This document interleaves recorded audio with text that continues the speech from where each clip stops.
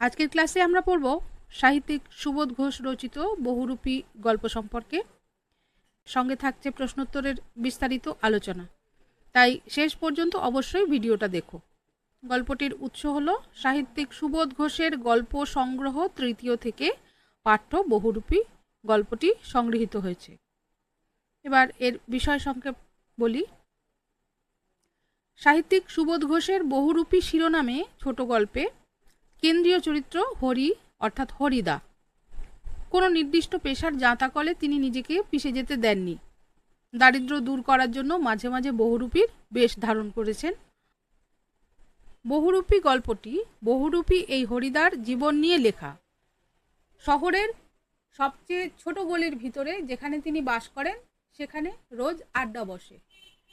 রোজকার নিয়মে বাঁধা কাজ করতে যাওয়া কোনোদিনই পোষাতো না হরিদার। তিনি বহুরূপী, মাঝে মাঝেই নানা রূপ ধারণ করতেন। কোনোদিন পাগল সাজতেন, কখনো বাউল, কোনোদিন কাবুলিওয়ালা, কোনোদিন কাপালিক, কখনো বা পুলিশ, এমনকি বাইজিও সেজেছেন হরিদা। নানা রূপে তার এই সাজ দেখে অনেকেই কিছু কিছু করে পয়সা দিত। এটা তার একরকম রোজগার ছিল। পুলিশ সেজে তিনি ঘুষও নিয়েছেন। রাস্তায় রাস্তায় ঘুরে বেড়াতেন বহুরূপে। ধনী জগদীশবাবুর বাড়িতে হিমালয়ের গুহানিবাসী এক সন্ন্যাসী আসেন। জগদীশবাবু কৃপণ হলেও তখন বেশ দান ধ্যান করেছেন। গল্পকথকের মুখে এই বিবরণ শুনে হরিদাও জগদীশবাবুর বাড়িতে মোটা টাকা উপার্জনের আশায় সাধুর বেশে যাবেন বলে মনস্থ করেন। সাদা ছোট বহরের থান পরে এক বিরাগী মানুষের বেশে বহুরূপী হরিদা জগদীশবাবুর বাড়িতে হাজির হন। তার শুভ্র পোশাক, সৌম্য দীপ্ত উজ্জ্বলতায় ভরা দুটো চোখের দৃষ্টি দেখে কেউ বুঝতেই পারেনি তিনি আসলে বহুরূপী হরিদা। বিরাগীর বেশে তাকে সত্যি বিরাগী মানুষ মনে হচ্ছিল। তাই ভক্তিভাবে বিগলিত হয়ে জগদীশবাবু তাকে তীর্থভ্রমণের জন্য টাকা দিতে চাইলেও হরিদা সেটা ফিরিয়ে দেন।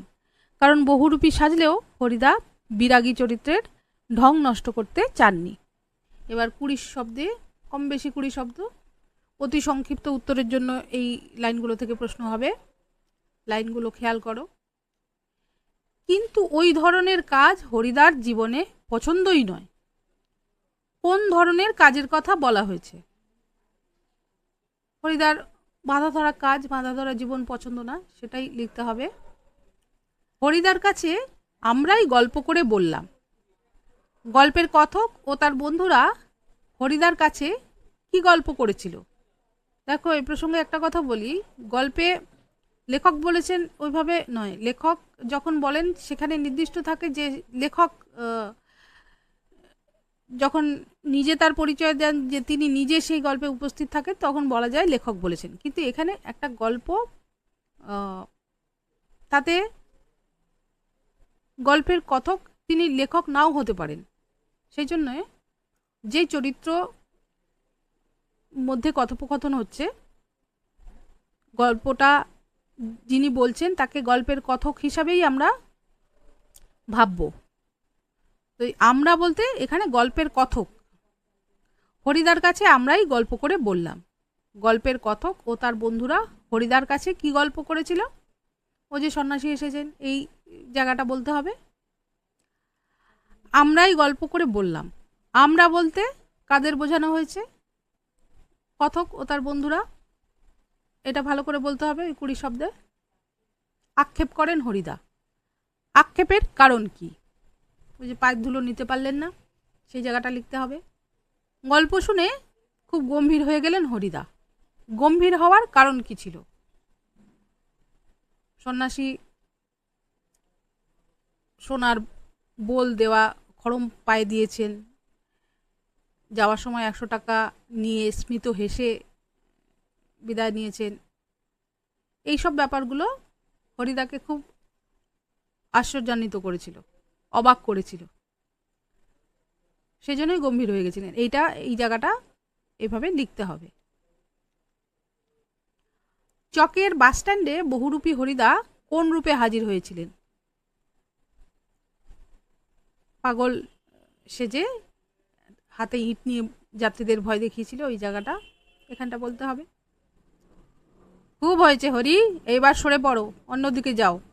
কথাগুলো কে বলেছিলেন, কাকে বলেছিলেন এবং কেন? পাগল উন্মত্ত আচরণ করছে যখন হরিদা পাগল সেজে, তখন ড্রাইভার কাশীনাথ তিনি এই কথাগুলো বলেছিলেন।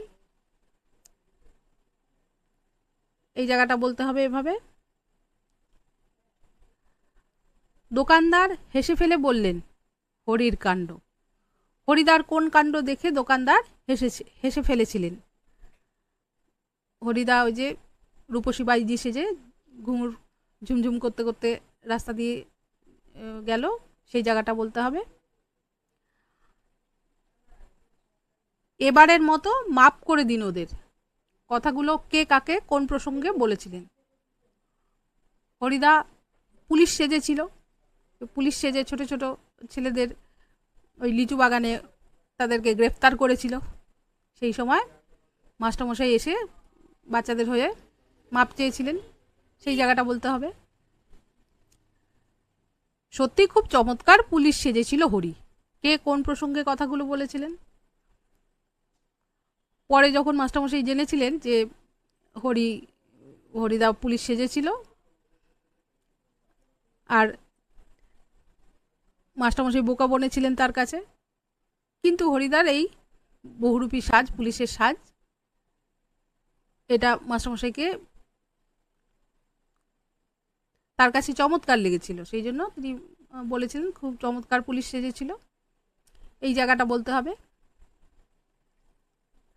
জগদীশ বাবুর বাড়িতে খেলা দেখাবার জন্য হরিদার ভিতর এত উৎসাহ জেগেছিল কেন?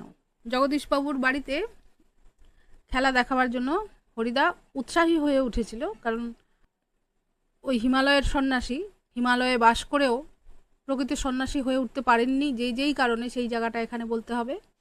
এরপর সংক্ষিপ্ত ব্যাখ্যাভিত্তিক উত্তর তৈরি করার জন্য এই লাইনগুলো থেকে প্রশ্ন থাকতে পারে।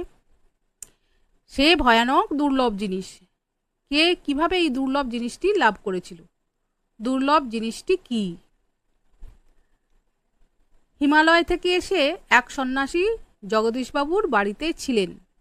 সন্ন্যাসী বর্ণনা দাও।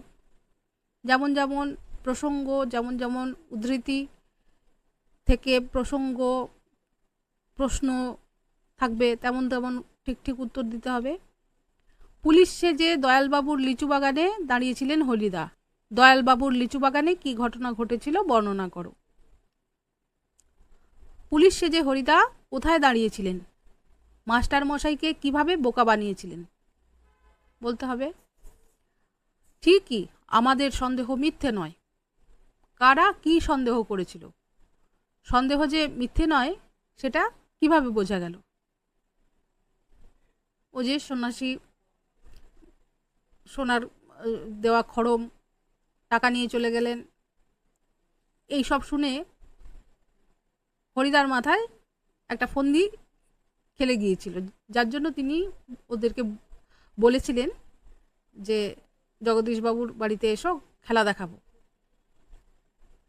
তো এইটাই হরিদা মনে মনে ফন্দি আঁটছে, সেটাই সন্দেহ হয়েছিল কথকের এবং তার বন্ধুদের। এইভাবে বলতে হবে। আমি বলছি তোমরা সেখানে থেকো, তাহলে দেখতে পাবে। এখানে কাদের থাকতে বলেছেন বক্তা? হরিদা। তিনি যে ভাবনাটা ভেবেছেন যেভাবে খেলা দেখাবেন, সেই কথা এখানে বলতে হবে। কি দেখার কথা বলেছেন? তিনি যে খেলাটা দেখাবার যেভাবে ভেবেছেন, যেভাবে দেখাবেন, সেটা ওই ঘটনাস্থলেই দেখাবেন, সেই জন্যই ওখানে ডেকেছেন। এবারে এই লাইনগুলো যেগুলো আছে, এগুলো থেকে রচনাধর্মী প্রশ্ন হতে পারে। এখানে আমি উত্তর তৈরি করে দিয়েছি একটা দুটোয়।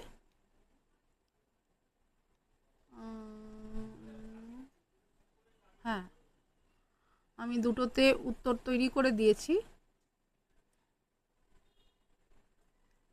আচ্ছা, গল্প শুনে গম্ভীর হয়ে গেলেন হরিদা। কোন গল্পটি শুনে হরিদা গম্ভীর হলেন? গম্ভীর হওয়ার কারণ কি ছিল? বললাম, সন্ন্যাসী এসেছিলেন, সন্ন্যাসী তারপর যা যা করলেন, পেলেন, নিলেন, চলে গেলেন, এই সব ঘটনা, এই গল্প শুনে হরিদা গম্ভীর হয়ে গেলেন। গম্ভীর হওয়ার কারণ কি ছিল? তিনি বহুরূপী, তিনি যে ধরনের মানুষ, তিনি বিভিন্ন চরিত্রে অভিনয় করেন এবং সেই চরিত্রটাকে সত্যি করে তোলেন তার সাজ পোশাক অভিনয় দিয়ে। কিন্তু এখানে যখন সত্যিকারের সন্ন্যাসী সুলভ আচরণ করতে তাকে দেখা যায়নি, এই বিষয়টাই হরিদাকে গম্ভীর করে তুলেছিল। এই জায়গাটা সুন্দর করে বলতে হবে। আমি যে উত্তরটা তৈরি করে দিয়েছি সেটা বলি। হরিদার জীবনে সত্যি একটা নাটকীয় বৈচিত্র্য আছে। হরিদার জীবনের এই নাটকীয় বৈচিত্র্যের যে বর্ণনা দিয়েছেন লেখক, তা সংক্ষেপে লেখো। সাহিত্যিক সুবোধ ঘোষ রচিত বহুরূপী গল্পে হরিদা একজন গরিব বহুরূপী। শহরের সবচেয়ে সরু গলিতে ছোট্ট একটা বাড়িতে হরিদার বাস। ধরা বাঁধা রোজনামচা অনুযায়ী জীবনযাপন তার একেবারেই পছন্দ নয়। তিনি চাইলে বিভিন্ন পেশা থেকে কোনো একটা বেছে নিয়ে অবলম্বন করতে পারতেন, কিন্তু তিনি তা করেননি। অভাবের মধ্যেই জীবনের বৈচিত্র্য খুঁজে নিয়েছেন। বহুরূপে সাজগোজের মাধ্যমে বহুরূপী হয়ে নিজের খিদের অন্ন জোগাড়ের চেষ্টা চালিয়েছেন। পাগল সেজে কখনো বাসস্ট্যান্ডের কাছে, কখনো রূপসী বাইজি সেজে শহরের রাজপথ ধরে পায়ের ঘুঙুর ঝমঝমিয়ে চলে গেছেন। যারা হরিদাকে চেনে না তারা এই সাজগোজ দেখে অবাক হয়ে তাকিয়ে থাকত, আর যারা পরিচিত তারা এসব কাণ্ড কারখানা দেখে হেসে ফেলত। কখনো বুড়ো কাবলিওয়ালা হয়েছেন, কখনো হয়েছেন কোট প্যান্টুলুন পরে ফিরিঙ্গি কেরামিন সাহেব। এমন হাজারো রূপে হরিদাকে দেখতে পাওয়া যেত। একবার পুলিশ সেজে স্কুলের মাস্টারমশাইকেও বোকা বানিয়েছিলেন। তার এই বিচিত্র সাজ দেখে মানুষ কখনো খুশির হাসি হেসেছে, কখনো বিরক্ত হয়েছে, কখনো বা প্রশংসাও করেছে। এই বহু রূপ থেকে বহুরূপী হরিদার যা রোজগার হতো তাতেই তার চলে যেত। অল্পে তুষ্ট আপন মর্জির মালিক হরিদা তার নাটকীয় বহু রূপের এই জীবনের মধ্যেই যেন অনাবিল মুক্তির স্বাদ নিতেন। আচ্ছা, এই ধরনের পংক্তি থেকেও আসতে পারে প্রশ্ন, ব্যাখ্যা করতে বলা হতে পারে। আজ তোমাদের একটা খেলা দেখাবো। উক্তিটি কার, কাদের উদ্দেশ্যে বলেছেন, কেমন জবর খেলা তিনি দেখিয়েছিলেন? হরিদা ওই জগদীশবাবুর বাড়িতে গিয়ে যে যে ঘটনা করেছেন, ওখানে যা যা ঘটনা ঘটেছে সেটাই জবর খেলা।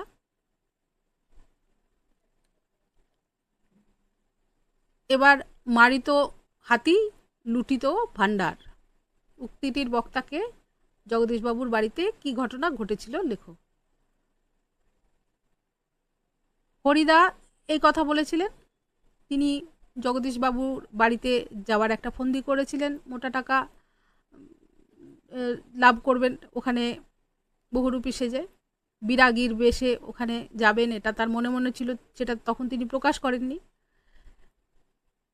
এই জায়গাটা লিখতে হবে। এই প্রশ্নের উত্তরটা আমি লিখে দিয়েছি।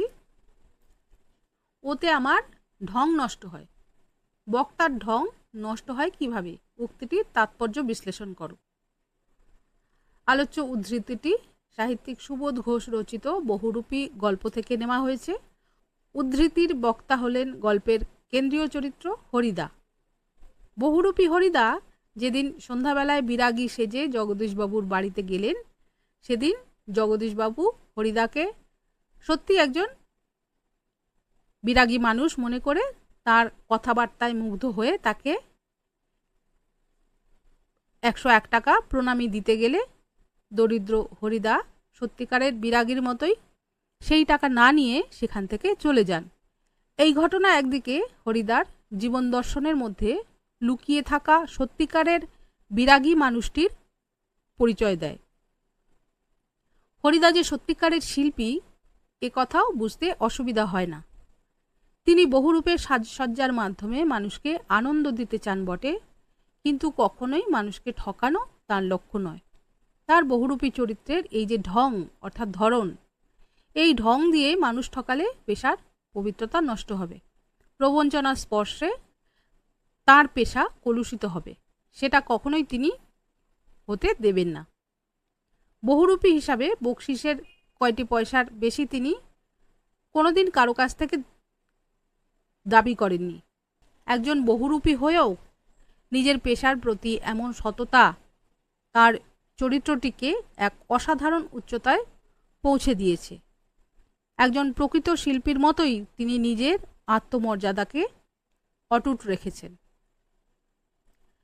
এবারে এই যে দুটো প্রশ্নের উত্তর আমি লিখে দিয়েছি,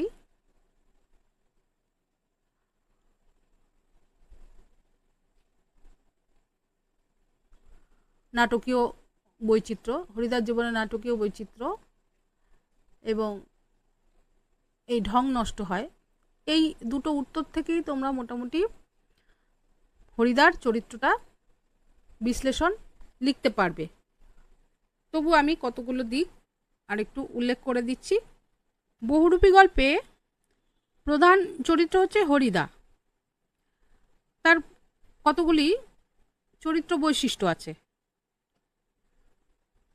প্রথমে যদি আমরা তার শিল্পী সত্তা এই দিকটা দেখি, তাহলে আমরা প্রথমে দেখতে পাচ্ছি হরিদা প্রকৃত একজন শিল্পী। তিনি পেশার খাতিরে নানা রকম রূপ ধরেছেন, একেবারে নিখুঁত সেই সাজ হয়েছে। হরিদা তার শিল্পী সত্তার মাধ্যমেই প্রতিবারই মানুষকে অবাক করে দিয়েছেন এই নানা রকম সাজের মাধ্যমে। সেদিক থেকে হরিদার শিল্পী সত্তার প্রকাশ কিন্তু একাধিকবার ঘটেছে। এবার যদি হরিদার সততার দিকটা চিন্তা করি, আমরা দেখেছি গল্পে হরিদা কিন্তু ভীষণ গরিব,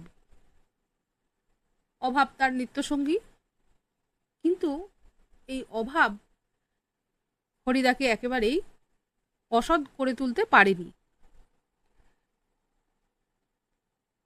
ঘুষ নিয়েছেন পুলিশ সেজে মাস্টারমশাইয়ের কাছ থেকে, কিন্তু পরে আবার ক্ষমা চেয়ে নিয়েছেন মাস্টারমশাইয়ের কাছ থেকে। বিরাগী সেজে যখন জগদীশবাবুর কাছে, জগদীশবাবুও তাকে দান ধ্যান করতে চেয়েছেন, কিন্তু সেই মোটা প্রণামী তিনি স্বীকার করেননি, নিতে চাননি। তিনি বহুরূপী, এটা তার পেশা, স্বাভাবিকভাবেই তার মধ্যে একটা দায়বদ্ধতা জন্মেছে তার পেশার প্রতি। এই কারণে তিনি ওই প্রণামীর টাকা প্রত্যাখ্যান করেছেন। এরপরে দেখছি দারিদ্র্যের জন্য তার দিন চলে না, কিন্তু ওই বাধা রোজগার কাজ তিনি করতে চান না, নিয়মে কাজ করতে হরিদার একদম অনীহা। তাই অভাবের সাথে নির্বিরোধে বন্ধুত্ব করে নেন, কিন্তু কোনোভাবেই এই দৈনন্দিন নিয়মের যে রোজগারের চেষ্টা তা তিনি করেন না।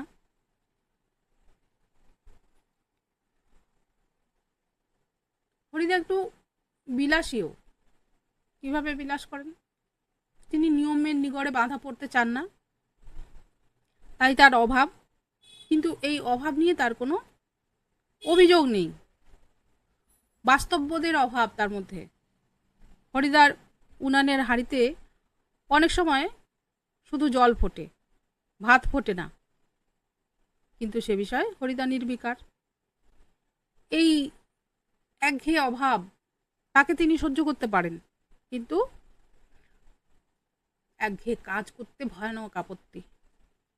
এটাই হচ্ছে হরিদার কল্পনা বিলাসিতা। এইভাবে লিখতে হবে হরিদার চরিত্র। এই সব যে গুণাবলী এর থেকে প্রমাণিত হয় সাধারণ মানুষের একঘেয়ে নিয়মে বাঁধা থাকলেও হরিদার জীবনটা ছিল বৈচিত্র্যময়তায় ভরা এক চমৎকার নাটকের চিত্রনাট্যের মতোই। বর্ণাঢ্য জীবনের এই বৈচিত্র্যই পেশাদারিত্বের ক্ষুদ্র গণ্ডিকে অতিক্রম করে হরিদার জীবনকে সাধনায় উন্নীত করেছে। এই গল্পে আমরা মনস্তাত্ত্বিক দিকটা কোনখানে পাচ্ছি? এই যে হরিদা একজন বহুরূপী, চাকরি বাকরি করতে তার একদম ইচ্ছে করে না, যখনই টাকা পয়সার দরকার হয় ওই একটুখানি বহুরূপী সেজে নেন, যা পান ওতেই তার দিন চলে যায়। কিন্তু এই মানুষটাই, এই বহুরূপী, এই সাধারণ আপন ভোলা আত্মভোলা মানুষটা, ইনি একটা অভাবনীয় কাণ্ড ঘটিয়ে ফেললেন। ওই খেলা দেখালেন, এমনকি তার ওই ধরন ধারণ দেখে বিরাগীর বেশ এবং নিখুঁত বিরাগী মানুষের মতো তার কথাবার্তা ধরন ধারণ দিয়ে তিনি দেখিয়ে দিলেন যে বিরাগী, প্রকৃত বিরাগী সে কখনো বিষয়ীর ঘরে থাকে না। এই ধরিত্রী মা, এই ধরিত্রী মায়ের কোল হলো তার বিছানা, এই আকাশ হলো তার ছাদ। কামিনী কাঞ্চন মায়া ত্যাগ করে তবেই তো বিরাগী হয়। এই যে প্রতি পদক্ষেপে তিনি দেখিয়ে দিয়েছেন হরিদা, এইটা যে হরিদা করবেন, এইভাবে যে কথাগুলো, গভীর দার্শনিক তাত্ত্বিক কথাগুলো হরিদা বলবেন, এটা ওই কথক তার বন্ধুরা কেউ কল্পনা করতে পারেনি এবং অবিশ্বাসই করেছে ঋতুপর্ণ, না এটা হতে পারে না, হরিদার কণ্ঠস্বরই এমন নয়। এই যে একজন সাধারণ বহুরূপী, তার মানসিক চিন্তা এমনভাবে পরিবর্তিত হলো, গল্পের বাঁক এভাবে ঘুরল, লেখকের মনস্তাত্ত্বিক চিন্তা তিনি শব্দে শব্দে এই গল্পে এঁকেছেন। লেখক এইভাবে মানুষের মনস্তত্ত্বকে তার লেখার প্রধান উপাদান করে তুলেছেন। তো আজ তাহলে এতটুকুই। ভালো করে পড়ো, ভিডিওটা দেখো, ভালো করে বোঝো, অভ্যাস করো, ভিডিওটা লাইক করো, সাবস্ক্রাইব করো, আর অবশ্যই কমেন্টের মাধ্যমে মতামত জানাও ভিডিও কেমন লাগছে। দেখা হচ্ছে পরের ভিডিওতে অন্য কোনো সহজ পাঠ নিয়ে। ভালো থেকো, ভালো থাকুন সবাই।